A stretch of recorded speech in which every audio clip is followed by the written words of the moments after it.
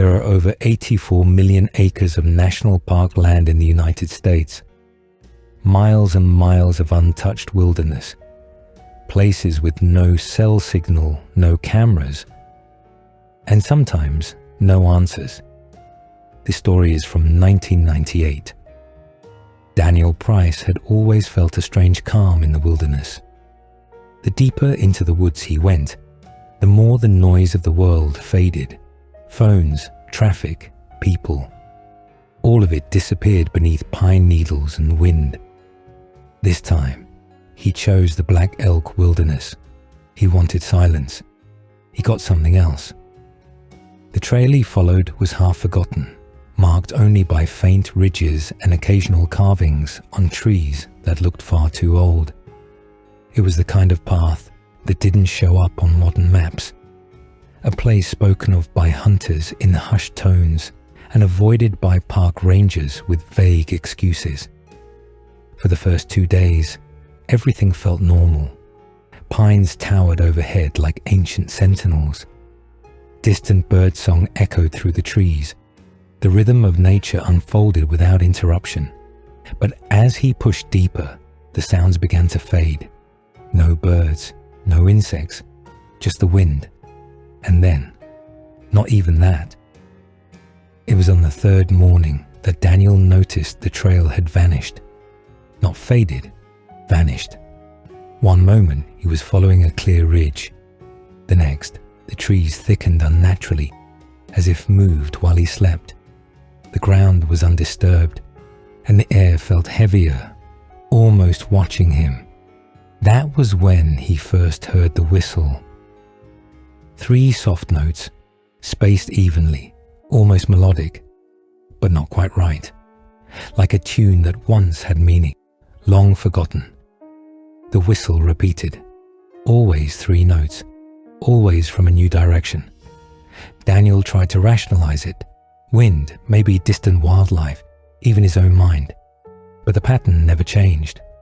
3 notes, a pause, then 3 more. No variation, no fading. By sunset, disorientation had set in. His compass spun lazily, refusing to settle. His map, once reliable, now seemed like a stranger's handwriting. The trees had begun to look the same, not similar, but identical. The same crooked branch, the same moss-covered rock, as if the forest were folding in on itself. That night, he didn't build a fire. The darkness pressed too close, and something in the shadows felt near. The whistling continued just beyond the tree line, always just beyond. He barely slept. On the 5th day, Daniel stumbled across the remains of a fire tower, skeletal and rotting.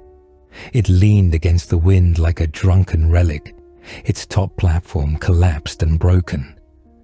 Beneath it, sheltered in rusted metal and warped beams, he found signs of another presence.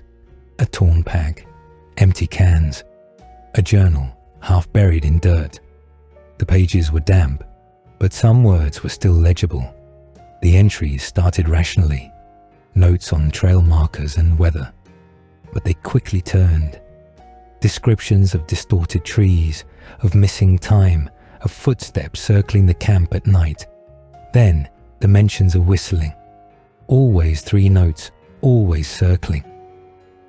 The last page was smeared, but a single line remained etched in desperate, scrawled ink. Don't follow it. Daniel read the words over and over as the forest around him grew still again.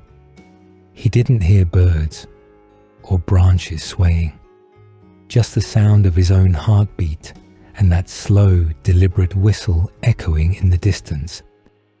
By now, time had lost meaning. Daniel wandered with no sense of direction. The sun rose and fell, but the light never changed. The sky remained a flat grey, the trees never swayed. Every step deeper into the woods felt like walking into a place removed from the world. An imitation of nature, lifeless and hollow. He began to see things, faint shapes behind trees that vanished when he turned, shadows that didn't move with the sun, whispers in the leaves that sounded like his own name. Once, while crossing a dried creek bed, he spotted a figure standing on the far side, still, tall, too tall. His limbs were wrong, too thin, too long. It didn't move. But the whistling came louder than ever from its direction. He turned and walked the other way, fast, not running, not yet. He began to understand something. The whistler didn't chase, it lured. On the 8th day, or maybe the 10th, he found the clearing. At its center stood a stone well, ancient and crumbling, surrounded by scorched earth where nothing grew. There were no birds here, no wind. The world had gone silent, and the sky had darkened unnaturally, though it was midday. The well hummed with something deep and ancient. As he approached, he noticed it wasn't just silent, it was listening. The forest around him leaned in, expectant. When he looked into the well, he didn't see water. He saw eyes. Then the whistle rose from within. 3 notes, slow, echoing up the stones. Daniel stepped back, heart hammering, every instinct screaming. But he didn't run. Not this time. Because something in him understood. If he turned his back, it would follow. The rules were changing. Daniel never left the forest, or perhaps he did, but not as the same man. Eventually, rangers found a torn notebook, a half-burnt campsite, and faint footprints that circled the same grove again and again before vanishing into nothing. They added Daniel Price to the growing list of disappearances in the Black Elk Wilderness. No evidence of struggle, no clear cause, just gone. Some of the search team claimed they heard things, a whistle on the wind, though the trees were still. One ranger left the force not long after, whispering that he'd seen someone watching from the tree line. Someone tall, someone still. Now and then, hikers still vanish in that part of the forest. No bodies, no clues, only stories. And sometimes, late at night, when the wind dies and the woods grow quiet, people swear they hear it too. 3 soft notes, calling them deeper. If you think this story is over, think again. Darkness doesn't end, it waits, and the next one might be closer than you think. Subscribe before it finds you first.